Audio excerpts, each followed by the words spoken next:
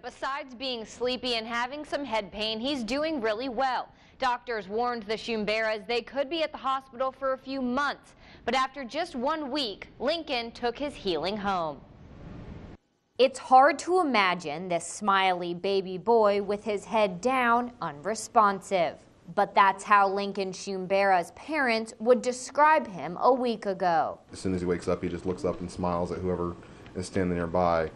Last week, he may raise his head for half a second and it would just fall back down. Lincoln suffered a brain bleed and fractured skull. Traumatic injuries his parents noticed when they picked him up from daycare. You always think it's not going to happen to you. You see the stories and say, oh, I have a healthy baby, nothing's ever going to happen, and you don't.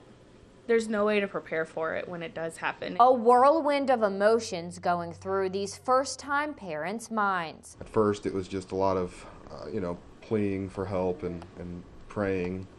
And as he progressed, trying to be optimistic and yet not get our hopes too up yet. But now, Kristen and Brad have more reason to be hopeful for Lincoln's full recovery. Lincoln is already back to enjoying some of his favorite things at home, like playing in his exerciser. And while Lincoln's recovery is the Shumberas' first priority, healing as a family is just as important. We recognize that something's happened to him, but we've also gone through a trauma ourselves, and so it's kind of emotionally recovering and getting Lincoln and everyone else in his life back to smiling. It will take at least 6 weeks for Lincoln's skull fracture to heal. In the meantime, he will have follow-up doctor's appointments both in Austin and in town. As for returning back to work and finding Lincoln another caregiver, the Shumberas say that's not yet on their radar.